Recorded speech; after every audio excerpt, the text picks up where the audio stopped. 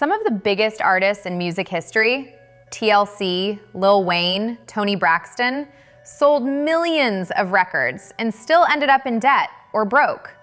Why? They got scammed by the very industry that made them famous. Today, we're breaking down 5 artists who lost millions to bad contracts and industry exploitation. By the end of this video, you'll understand why ownership isn't just important, it's everything. Let's start with one of the most shocking stories in music history, TLC. TLC was massive in the 90s. Waterfalls, No Scrubs, Creep. These weren't just hits, they were anthems. The group sold over 65 million records worldwide. They were one of the best-selling girl groups of all time. So you'd think they were rich, right? Wrong. In 1995, at the height of their success, TLC filed for bankruptcy. How does that even happen? Here's the scam. TLC signed with LaFace Records, and their contract gave them only a 7% royalty rate. Now, industry standard is typically 15 to 20%, but 7%? That's already terrible. But wait, it gets worse. That 7% had to be split 3 ways between T-Boz, Left Eye, and Chili. So each member was getting about 2.3% of album sales. And here's the kicker.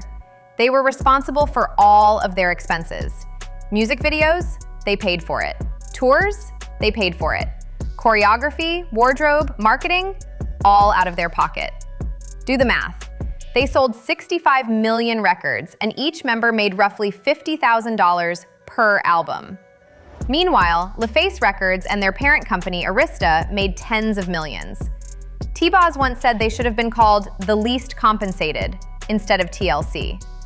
Lisa Left Eye Lopez was so frustrated with their financial situation that it contributed to personal breakdowns. These women created generational wealth for their label while barely making minimum wage themselves. That's not a bad deal. That's exploitation. And the saddest part? This wasn't an accident. This was the standard for how labels operated, and in many ways, still do. Next up, Mase. If you grew up in the late 90s, you know Mase. Feels So Good, What You Want, collaborations with Diddy, Mase was everywhere. But here's what you might not know. Mase claims that when he was young and desperate to break into the industry, Diddy bought his publishing rights for just $20,000. $20,000. Now, publishing is where the real money is in music. Every time your song is streamed, covered, sampled, or used in a commercial, you get paid from publishing.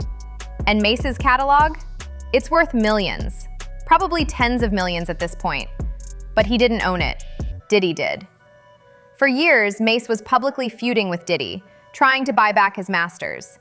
He offered $2 million, 100 times what he was originally paid, and Diddy had reportedly refused. Meanwhile, Diddy continued to profit off music Mase created decades ago. In 2020, Mase went on social media and called Diddy out directly, one of the biggest rappers of his era, who helped build Bad Boy Records into what it became, didn't even own his own music. In a major move in September 2023, reports confirmed that Sean Diddy Combs returned the music publishing rights to Mase and other key Bad Boy Records artists. However, Diddy made money off that publishing in his most profitable years. This is why ownership matters, because once you sign those rights away, getting them back is nearly impossible. If you thought TLC's story was bad, wait until you hear about Toni Braxton. Toni Braxton is a legend. Unbreak My Heart is one of the best-selling singles of all time. She's sold over 40 million albums, 7 Grammy Awards, icon status, and she filed for bankruptcy. Twice. Once in 1998 and again in 2010. How is that even possible? Same label as TLC, LaFace Records. Some reports say Toni's contract only paid her around 33 to 35 cents per album sold. She made pennies while the label pocketed fortunes. But just like TLC, she had to pay for everything. Music videos, promotion, wardrobe, touring expenses. And those costs, they were in the millions. So she was constantly in debt to the label, even while making them rich. Toni has spoken openly about how devastating this was. She said there were times she couldn't even afford to pay her mortgage, despite being one of the most famous singers in the world. And the craziest part? The label knew what they were doing. This wasn't an oversight. These contracts were designed to extract maximum profit from artists while keeping them dependent and in debt. Toni eventually renegotiated and got better deals later in her career, but those early contracts robbed her of the financial security she deserved. And by the time she got out, she'd lost years and millions. This is why artists today need to understand their contracts before they sign. Because by the time you realize you got scammed, it's often too late. Now let's talk about someone who fought back, Lil Wayne. Lil Wayne is one of the greatest rappers of all time. The Carter series, Lollipop, countless hits. He was the biggest rapper on the planet for years. And yet, he had to sue his own label for $51 million in unpaid royalties. In 2015, Wayne sued Cash Money Records and Birdman, the man he once called his mentor and father figure, for withholding money and refusing to release his album, The Carter 5. Think about that. One of the biggest artists in hip-hop couldn't even release his own music because his label was holding it hostage. The whole situation turned ugly. Wayne and Birdman's relationship fell apart publicly. Wayne couldn't drop new music for years because of the legal battle. His momentum was killed. His fan base was waiting. And Cash Money just sat on his album because they wanted control. Eventually, Wayne settled the lawsuit in 2018, and The Carter 5 finally dropped.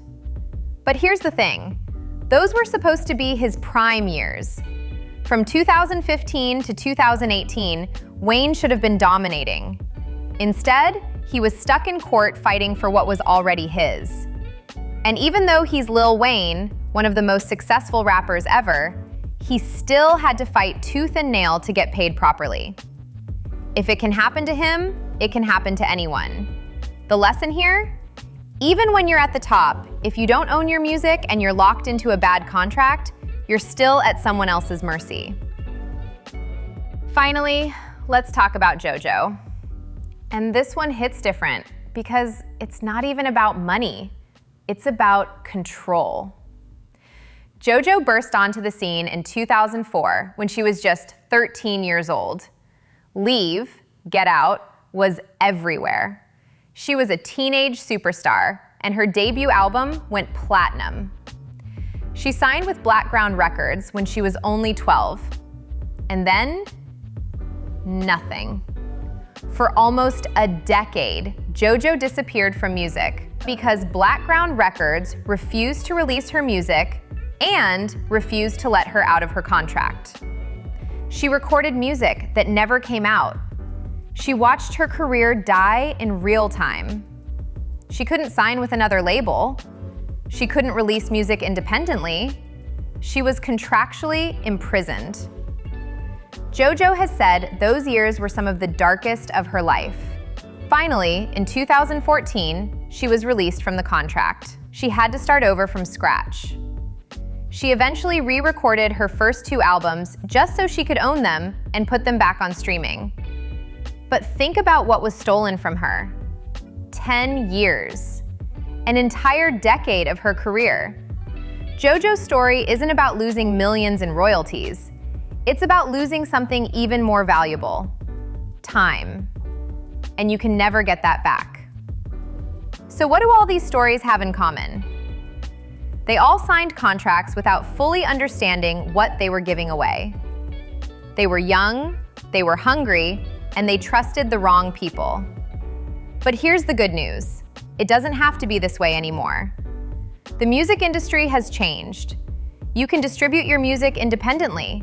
You can own your masters from day one. You can keep your publishing.